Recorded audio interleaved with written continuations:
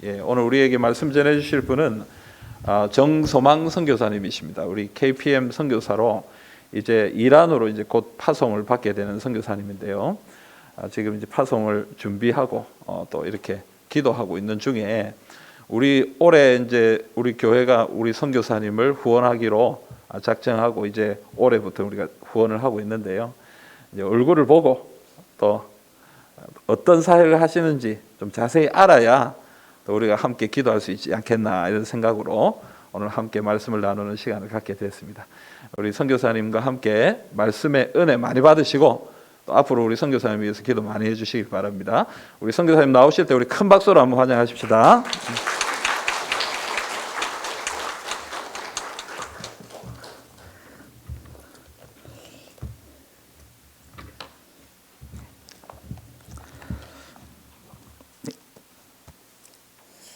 네, 감사합니다. 네, 이렇게 이 강단을 허락해 주시고 또 이란 선교사로 나가는 저희 가정을 후원해 주신 우리 사명교회 당회장 목사님과 당회 장로님들 그리고 모든 성도님들께 먼저 감사 인사를 드립니다.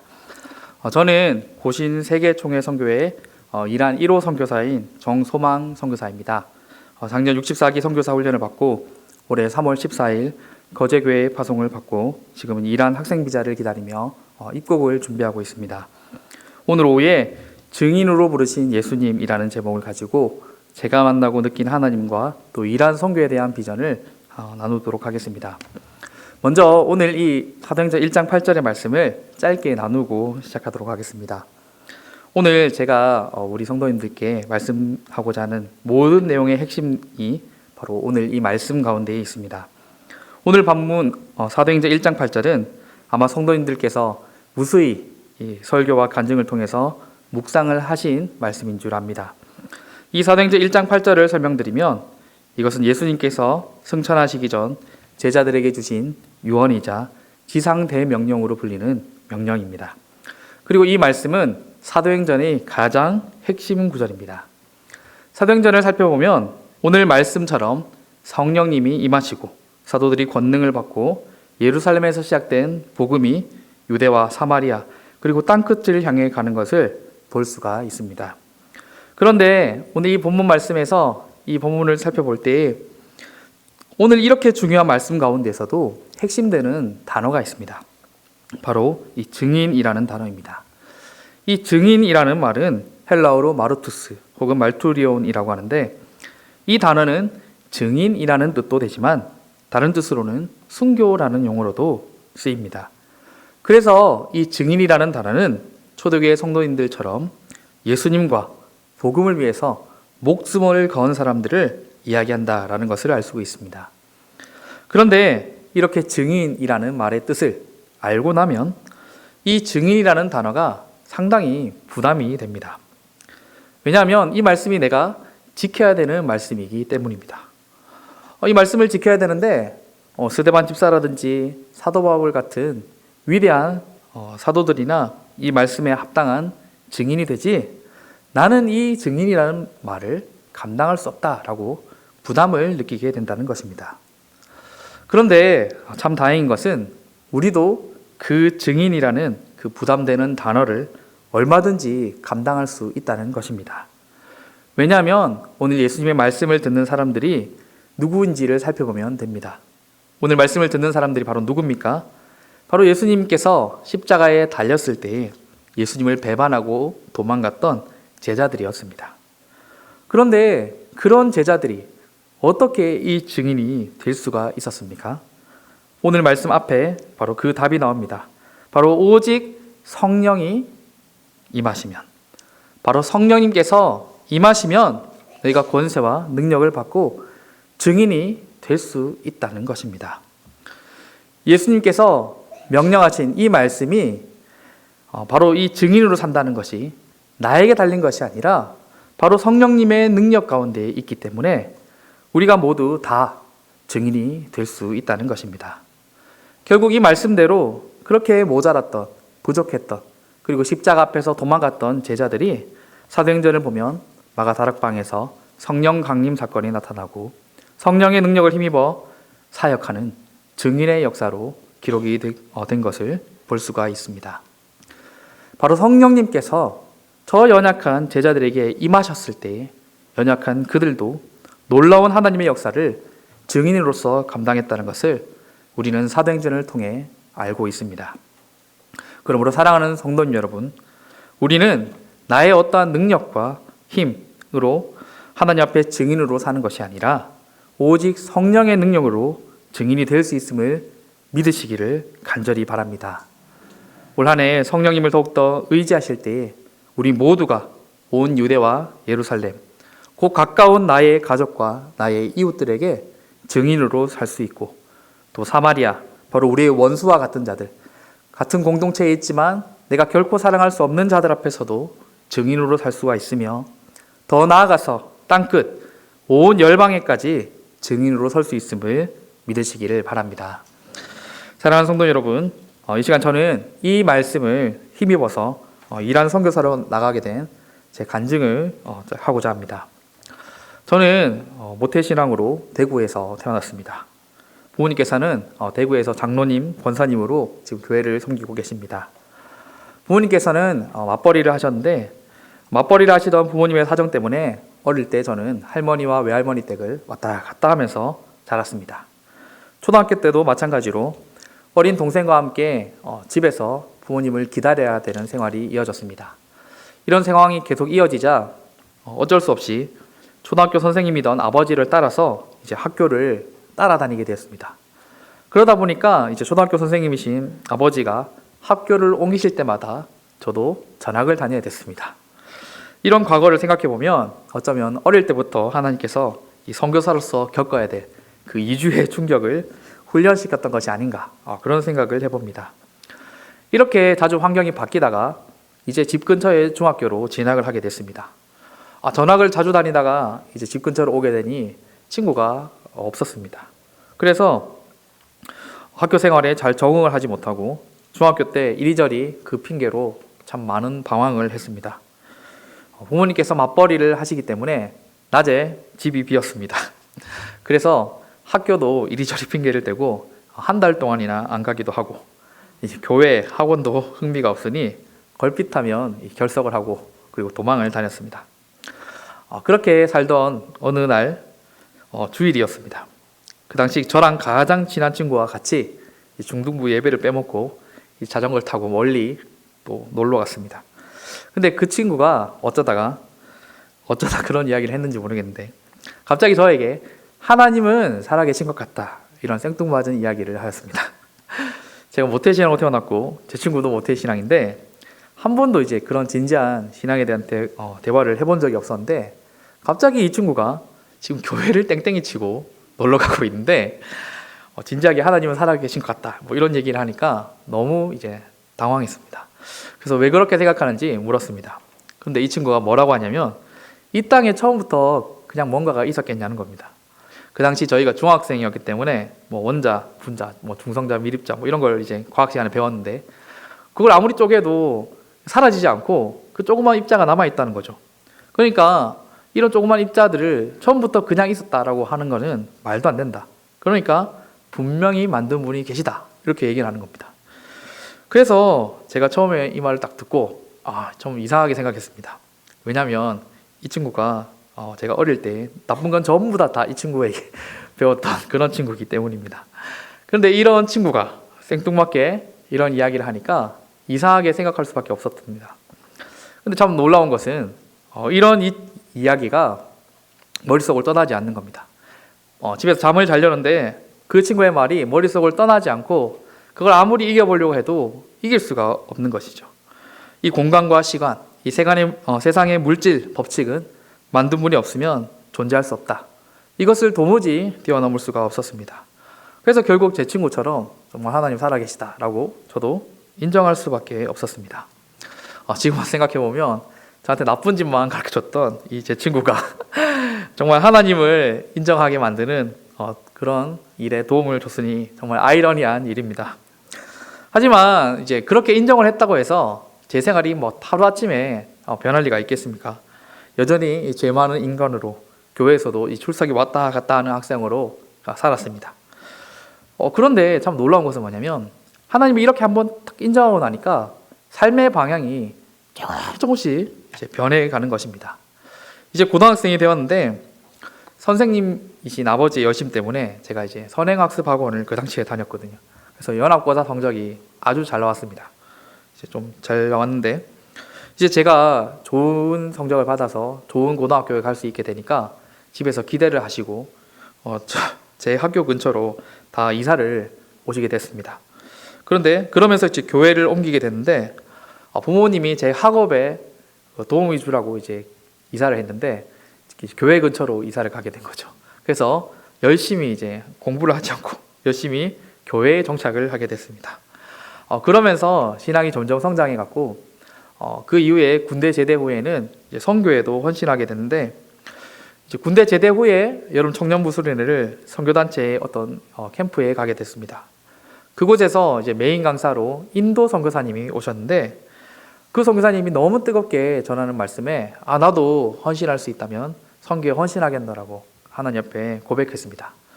그렇게 기도하고 난 이후에 내가 정말 이 한계에 정말 그 수련회의 그 일시적인 마음인지 알고 싶어서 군대 제대하고 시간이 많으니까 혼자 배낭을 메고 3개월 동안 혼자 인도와 이 네팔을 왔다 갔다 하면서 선교지의 삶이 무엇인지 조금이나마 경험하게 되었습니다. 인도에 가보니까 이 바라나시라고 하는 그 지역이 있는데 그곳이 바로 인도인의 영적 고향이라고 하는 지역입니다. 그 바라나시에 머물면서 이 인도의 힌두교에는 윤회라는 것이 있는데 그 윤회의 사슬에 매어서 이 거룩한 겐지스강을 정말 거룩하게 여기고 그 겐지스강이 엄청 더러운데 거기 막 구중물 같은 것도 마시는 모습을 보면서 인도 사람들이 정말 헛된 곳에 목을 메고 있구나라는 사실을 알게 됐습니다. 정말 그런 사람들을 보면서 나도 저런 헛된 것에 목숨을 걸지는 말아야 되겠다. 그리고 하나님의 영원한 자유와 그 평강을 가치 있게 여기며 살아야 되겠다라고 결단을 하게 됐습니다. 그런데 제가 분명히 선교사로서 하나님께 나아가겠다 이렇게 기도를 했었는데 제가 인도 3개월을 해보고 나니까 제가 정말 그것을 할 수 있을지 확신이 안 서는 겁니다. 왜냐하면 이 3개월 여행 동안 제 스스로를 돌아보니까 이 저같이 능력 없고 부족한 사람은 선교사가 되면 안 되겠다라는 생각을 하게 됐습니다. 제가 영혼을 사랑하거나 그런 것이 아니라 막 그 인도 사람들을 무시하는 모습들을 보게 되었고 여러 상황에 대처할 때 지혜롭게 하지 못하는 모습들을 보니까 저는 선교사가 되기에 너무 부족하다고 생각을 했습니다. 그래서 선교사님들을 돕는 사역을 해야 되겠다. 그래서 내가 돈을 많이 벌어야 되겠다 생각을 하고 앞으로의 성공과 미래를 위해서 학교를 다니다가 호주 워킹홀리데이를 통해 영어 연수를 떠나려고 준비를 했습니다. 그 준비를 하던 중에 주변의 추천으로 그 준비를 하는 시간이 휴학을 하고 하니까 시간이 남으니까 선교 훈련을 받게 됐는데 제가 이미 선교사로서 가능성이 없다라고 생각을 하고 선교 훈련을 받았기 때문에 별 의욕이 없었습니다. 그런 마음으로 강의를 듣던 중에 한 이란 선교사님이 강사로 오셨습니다. 근데 뭐라고 하냐면 지금 이란에 엄청난 부흥이 일어나고 있다. 정말 여기는 땅 짚고 헤엄치기고 낫을 들고 있으면 이 추수할곡식들이 낫을 향해서 달려온다. 이런 이야기를 하시는 겁니다. 여기는 좀 나 정도면 갈 수 있겠다. 그런 마음이 들어서 이란이라는 나라에 마음을 좀 품게 되었고 또 어찌 알고 옆에서 스태프분들이 막 1년 동안 그 단기 선교 갔다 오라고 막 꼬시는 겁니다. 20대 가장 인생의 황금기 10년의 시간 중에 1년을 하나님께 11조로 드려라. 이렇게 막 꼬시면서 저를 유혹을 해가지고 어쩔 수 없이 제가 이름이 이제 원래 이름이 주영인데 주님의 영광이라는 뜻입니다. 그러니까 내 이름이 주님의 영광인데 내가 그 정도는 해야 되겠다 싶어서 호중 워킹홀리데이를 취소하고 이제 1년 동안 단기 선교를 이란으로 2007년에 떠나게 됐습니다. 막상 그렇게 이란이라는 나라를 가보니까 진짜 놀라운 일이 많았습니다. 참 놀라웠던 것은 뭐냐면 하나님께서 베푸시는 기적이 그 땅에 나타난다는 것입니다. 꿈과 환상으로 예수님이 직접 영혼들을 전도하는 일이 일어나고 있었습니다. 정말 그런 경험을 한 사람들을 만나고 또 기도를 하면 병자가 일어나는 정말 신유의 현장도 목격을 했습니다. 그런 것을 믿지 않던 제겐 아주 충격적인 일이었습니다. 또 한 가지 충격적이었던 것은 제가 속았다라는 것을 알게 됐습니다. 이란 선교사님이 분명히 강의 때 이 낫을 들고 있으면 추수할곡식이 달려온다 이렇게 했는데, 제가 이제 테헤란에서 한 6개월 동안 진짜 뭐 되는 언어 안 되는 언어로 열심히 공원에 나가서 복음을 전했는데 진짜 한 명도 전도가 안 되는 겁니다. 그래서 속았다 싶어서 기분이 별로 안 좋은데, 참 이상한 것은 뭐냐면 저랑 같은 시기에 이란에 갔던 7명의 자매들이 있었습니다. 그 자매들이 있으면 참 좋을 것 같죠? 아닙니다. 나가면 이제 그 자매들이 맨날 싸우는데, 그 자매들 팀명이 이제 칠공주였습니다. 칠공주라는 이름답게 자기들끼리 맨날 욕하고 치고받고 싸워서 정말 말리는데 너무 힘들었습니다. 그런데 그 칠공주가 현지 영혼들을 전도를 해가지고 모임도 가지고, 또 기도 편지에 전도된 영혼들을 위해서, 이 모임을 위해서 기도해달라 이렇게 하는데, 옆에서 보니까 너무 억울한 겁니다. 저렇게 싸우고 정말 자기들끼리 사이도 안 좋은 저 칠공주 팀에는 전도하는 영혼을 주시고, 이렇게 열심히 애를 쓰고 노력하는 저한테는 왜 영혼을 안 주시나, 이런 불평이 생기기 시작했습니다. 그런데 더 억울한 것은 이제 저는 전도한 친구가 없고 하니까 이제 맨날 다른 선교사님들 잔심부름만 하게 되었습니다. 남자 혼자고, 제가 이제 전자공학부를 졸업했는데 이제 거기에 컴퓨터 잘 못하시는 선교사님들이 많으니까 이제 바이러스 걸리면 이제 바이러스 치료하러 다니고, 컴퓨터 안 된다면 컴퓨터 고치러 다니고, 또 공항에 어떤 선교사님 오신다면 짐 들러 가고, 이런 잔심부름들을 자꾸 하니까 이제 사역에 대한 마음이 싹 사라지기 시작했습니다. 그래서 내가 1년을 결단했으니까 이제 6개월 했으니 남은 6개월 잘 버티다가 나가자 해서 이제 지방에 성경 배포 사역을 하겠다고 선임 선교사님들에게 말씀을 드리고 허락을 받고, 이제 고레스 왕, 이 아수에로 왕의 무덤이 있는 이 쉬라즈라는 지역으로 내려가 버렸습니다. 이제 내려가서 현지 친구의 도움으로 방을 하나 딱 얻고 나니까 이제 할 일이 없는 겁니다. 테헤란에서는 언어 학교도 다니고 또 선교사님들 일도 돕고 하느라고 너무 바빴는데, 이제 쉬라즈 가니까 선임 선교사님도 없지, 뭐 잔 일도 없지 하니까 이제 그 지역을 보고하기 위해서 사진 찍고 뭐 책 한두 권 뭐 초벌 번역하는 것 외에는 아무 일이 없었습니다. 그래서 내가 이렇게 놀면 안 되겠다 싶어서 이제 늘 아침에 예배를 드리기로 결단을 했습니다. 그래서 이제 제가 그때는 기타를 하나도 못 쳤는데 이제 그 책을 하나 펴놓고 칠 수 있는 그 기타로 그 못 치는 기타로 칠 수 있는 모든 곡을 찬양을 한번 부르고 성경 5장 읽고 기도하고 오전 일과를 시작하겠다 이렇게 결단을 하고 매일마다 그렇게 예배를 드리기 시작했습니다. 정말 어설픈 기타로 한두 시간 찬양하고 막 이렇게 하루 이틀 예배를 드렸는데, 점점 더 그 예배가 은혜가 넘치는 시간이 되기 시작했습니다. 정말 성령님께서 나와 함께 하신다는 강력한 정말 확신을 그 골방에서 예배할 때마다 하나님께서 부어주셨고, 정말 그곳에서 저 혼자 기도하면서도 얼마나 많은 눈물을 흘리고 기도했는지 모릅니다. 사실 제가 공대생이고 해서 기도를 잘 못하거든요. 기도를 하면 시간 좀 지났겠지 하고 딱 보면 한 5분밖에 안 지나 있는데, 거기서는 기도만 하면 1시간, 2시간이 되는 겁니다. 어떤 날은 이제 오전 10시에 예배를 드렸는데 정말 기도가 그날은 따라 엄청 뜨거웠습니다. 그래서 오늘 기도 좀 오래 했구나, 점심 밥 먹으러 가야지 하면서 눈을 딱 떴는데 저녁 7시가 돼 있는 그런 기적도 있었습니다.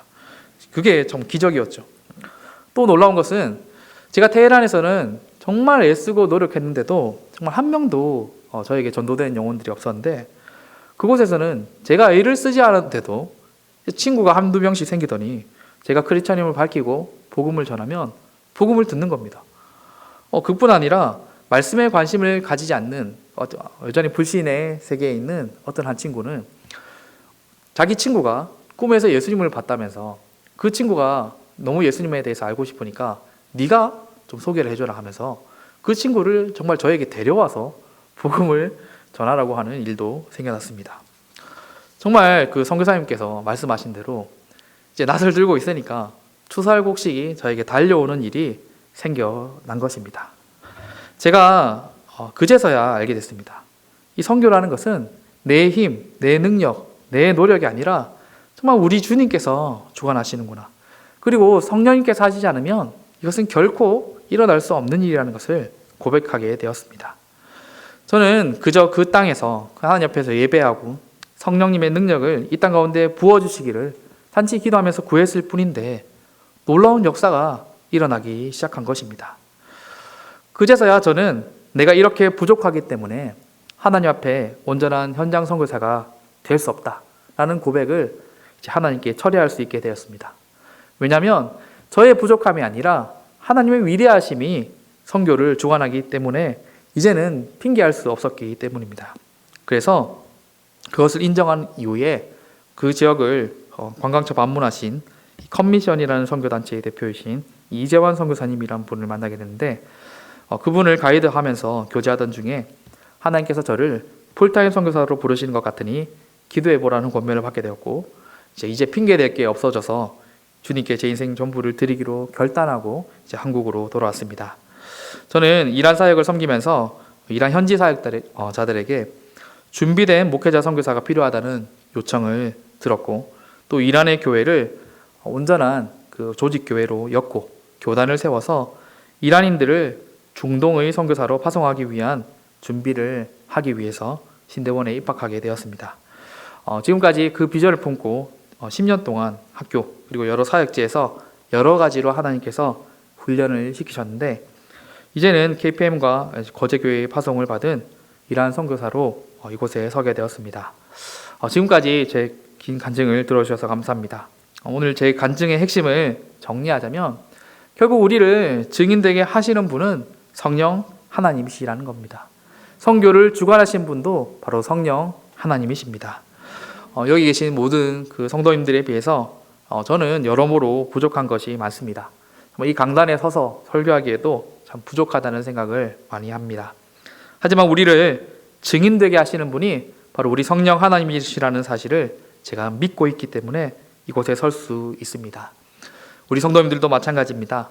우리 모두는 성령의 능력을 힘입어 증인이 될 수 있습니다. 또 증인의 삶을 살아가기로 결단할 수 있음을 믿으시기를 바랍니다. 오늘 본문의 말씀을 이제 마지막으로 맺습니다. 오늘 사도행전 1장 8절에서 이 땅끝까지로 번역된 헤오스 에스카스투 테스게스는 땅의 최극단이라는 뜻입니다. 그러기에 아마 그 당시에 로마 제국의 지배를 받던 제자들에게 땅끝은 로마의 끝인 스페인이었을 것입니다. 그래서 사도행전을 보면 예루살렘과 유대와 사마리아에서 13장부터 28장까지는 소아시아와 로마에서 일어난 사역을 기록하고 있는 것을 볼 수가 있습니다. 자, 그렇다면 지금 시대는 어떻습니까?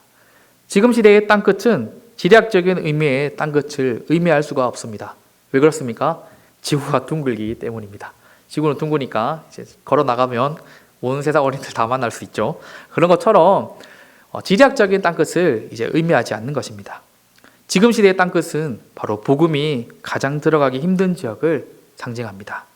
또 복음을 받아들였지만 복음을 다시 부인하는 곳을 바로 땅끝이라고 합니다. 바로 우리 지금 한국 선교사님들이 들어가고 있는 이슬람권과 저 유대인들 그리고 유럽이 바로 우리의 땅끝이 될 것입니다. 지금 우리가 선교를 보내던 나라인 이 필리핀, 브라질이 우리 한국 교회를 넘어서서 선교사를 파송하고 있습니다. 지금 전 세계 2위의 선교사 파송국이라고 자랑했던 한국 교회의 선교사 파송은 이제 전 세계 8위의 선교사 파송국으로 내려앉았습니다. 정체기를 넘어서 쇠퇴기에 접어들었습니다. 물론 여전히 한국 선교사들이 가장 어려운 지역, 미전도 종족에는 많이 들어가 있지만 이것조차도 점점 줄어들고 있는 중입니다. 이렇게 선교에 대한 열정이 이제 한국 교회 안에 식어가고 있는 것입니다.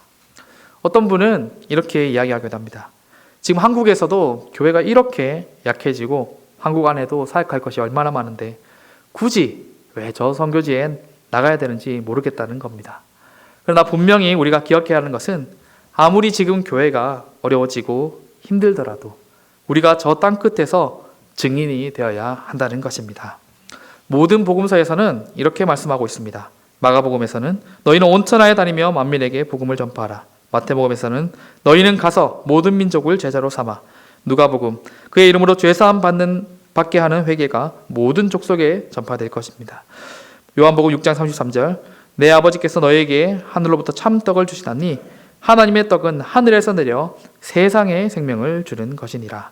그리고 오늘 본문인 땅끝까지 이르러 내 증인이 되리라는 말씀을 통해서 예수님께서는 우리 제자들의 사명과 사역이 이스라엘과 유대에만 그치는 것이 아니라 모든 민족, 땅끝까지 이르러야 한다는 것을 분명히 말씀하고 계십니다.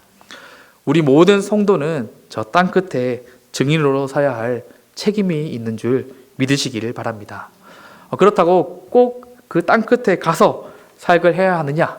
물론 그렇게 가시면 더 좋지만 그것뿐이 아니라 이 자리에서도 저 땅끝을 향한 마음을 가지고 기도하신다면 저 땅끝의 증인이 될 수 있음을 믿으시기를 바랍니다.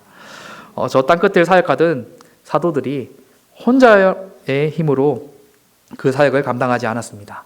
특별히 여러 동역자들 그리고 교회의 기도와 후원으로 교회가 함께 그 사역을 감당했다라고 사도행전은 기록하고 있습니다.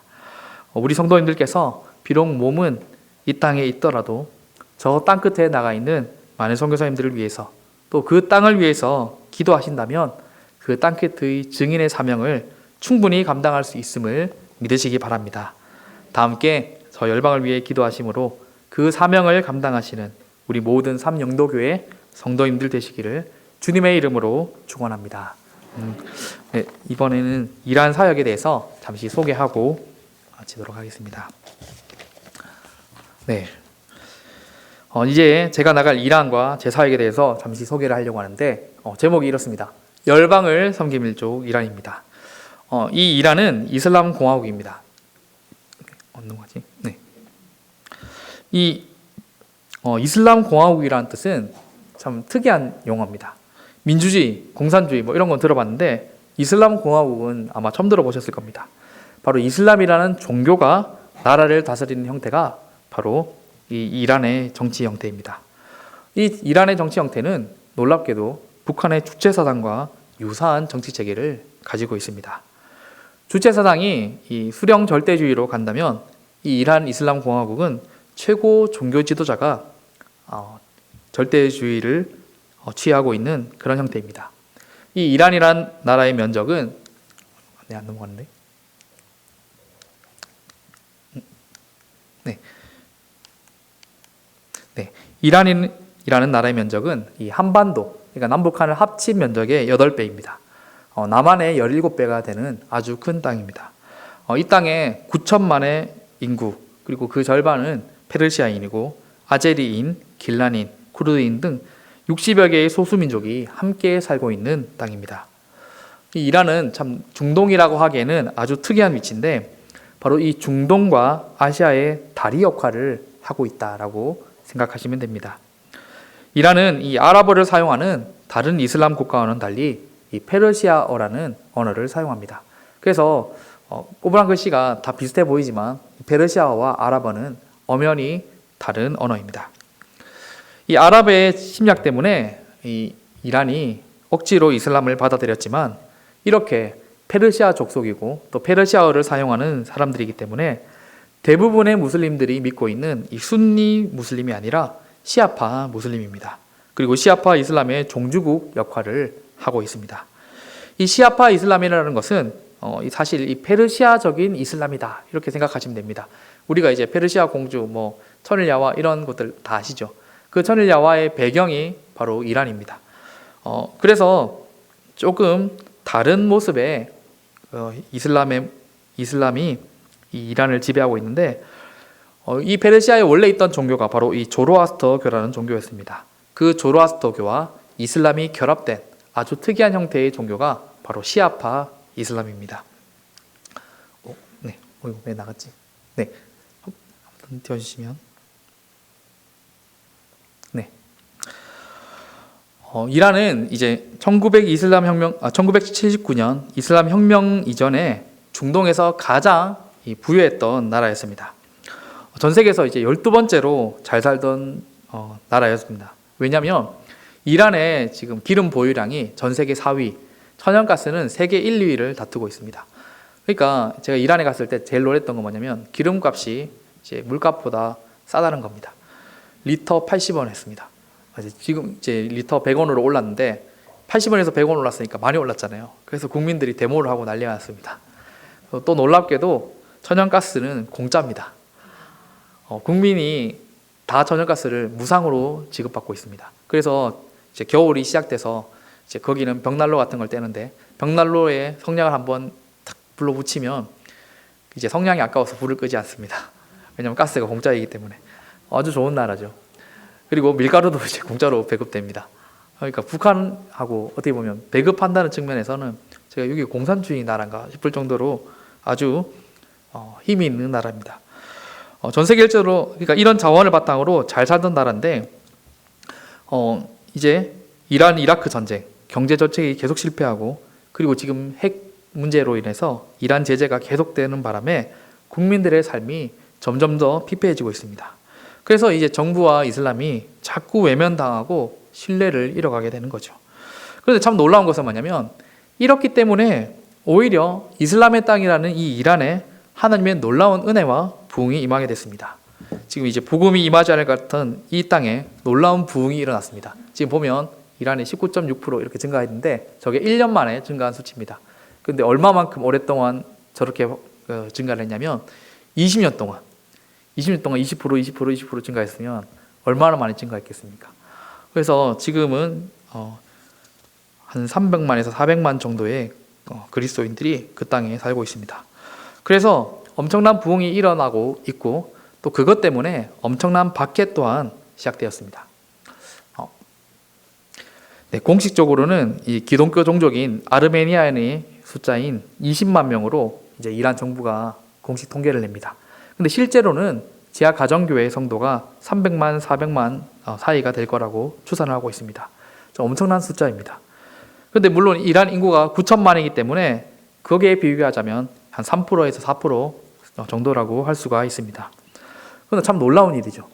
이제 길에 걸어 다니는 100사람 중에 3명에서 4명이 기독교인이라는 겁니다. 그것도 이란에서. 아주 놀라운 일입니다. 이슬람 땅에서 일어난 하나님의 놀라운 부흥이라는 거죠. 그런데 그런 부흥에도 불구하고 이제 점점 더 비밀 경찰의 감시 그리고 신앙에 대한 박해로 이란을 떠나는 성도들이 점차 늘어가고 있습니다. 기독교 난민의 수가 많이 늘어서 지금 터키와 독일, 영국 그리고 미국에 많은 기독교 난민이 생기고 있습니다. 참 이란 민족의 구원에는 참 좋지 않은 상황인데 약 100만의 기독교 난민이 있다고 합니다. 이란에. 그래서 터키에만 지금 40만 명이 가 있습니다. 나머지는 뿔뿔이 전 세계에 흩어져 있는 그런 상황입니다. 그런데 참 놀라운 것은 이렇게 하나님께서 또 이란 민족을 기독교 난민으로 삼으셨는데 지금 터키에 이 많은 기독교 난민, 무려 40만이나 되는 기독교 난민이 있는데 이 40만 그리스도인, 저희 고신교단의 숫자가 한 40만 명 정도 되거든요. 고신교단 모든 성도들의 숫자가. 이란의 기독교인들이 터키의 기독교 난민으로 있는데 저희 고신교단만큼의 성도가 지금 터키에 교회를 개척하고 있는 일이 일어나고 있습니다. 터키에 있는 도시 중에 48개의 도시에 이란인들이 교회를 개척했다라는 겁니다. 아주 놀라운 일이죠. 그리고 그뿐 아니라 이 이란 사람들이 터키에 있는 사람들을 전도를 하기 시작했습니다. 이 이란인 터키인 전혀 다릅니다. 그러니까 저희로 보면 이런 겁니다.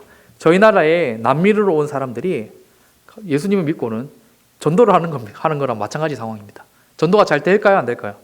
되기 힘들 건데도 이 이란 사람들이 터키 사람들을 전도한 일이 일어나고 어떤 한 교회에서는 이란인 지도자를 중심으로 터키인이 200명, 300명 모이는 교회가 있다고 합니다. 이 200명, 300명 교회가 그렇게 크지 않게 되실 수 있지만 터키의 그리스도인, 전체 그리스도인 숫자가 올 연말, 2020년 연말 기준으로 9,830명입니다. 그러니까 터키에 예수님 믿는 사람이 9,830명밖에 안 됩니다. 터키인으로. 그런데 그 중에 이란인 지도자의 교회에 200명, 300명의 성도가 모여있다라는 것은 이건 엄청난 일이라는 것이죠. 그래서 지금 이제 선교계에서는 이 이란 사람들의 이런 엄청난 복음 전파와 열정들을 이용하려고 그리고 이 사람들을 사용해서 중동 선교를 하려고 하는 움직임이 지금 일어나고 있습니다. 저도 마찬가지로 저도 이것을 비전으로 품고 이 이란 사람들을 잘 양육해서 장로교 교단, 저희 고신교단 같은 교단을 만들고 또 선교부를 세워서 이란 사람들을 통한 중동 선교를 꿈꾸고 있습니다. 지금 저희가 못 들어가는 이라크, 시리아, 아프가니스탄 그런 나라들은 대부분 이란과 관계가 아주 좋은 나라들입니다. 이란 사람들은 저희가 못 들어가는 이라크, 시리아, 아프가니스탄에 다 들어갈 수가 있습니다. 그러니 이란인 선교사를 만약에 저희가 잘 양육을 한다면 이란인들을 통해서 저희가 아무리 많이 선교사를 보내도 잘 되지 않던 중동 선교의 꿈을 이룰 수 있다고 저는 믿고 있습니다. 그래서 이란 민족 가운데 이 시간 함께 기도하실 것은 이란 민족 가운데 우리 고신 신앙의 정통 그리고 생활의 순결이 바르게 선 그런 교회들이 일어날 수 있게 기도해 주시고 또 이란 교회를 통해서 이 중동 복음화를 위한 선교사들이 배출될 수 있도록 기도를 부탁드립니다. 그리고 또 한 가지 기도 부탁드리는 것은 저희 가정을 위해서 함께 기도해 주시면 좋겠습니다. 저는 이제 39인데 이제 사역을 시작하면 은퇴가 70입니다. 그래서 앞으로 한 30년간 이 사역에 뛰어들게 됩니다. 중간중간 이 위기와 어려움이 이 사역을 가로막고 또 사단의 여러 방해가 있겠지만 지금 하나님께서 지금까지 저를 인도해 주시고 또 이 사역을 예비하셨음을 확신합니다. 우리 삼영도교회 성도님들께서 함께 기도와 물질로 이 사역에 동참해 주시면 감사하겠고 또 저희 가정을 위해서 함께 기도해 주시면 감사하겠습니다.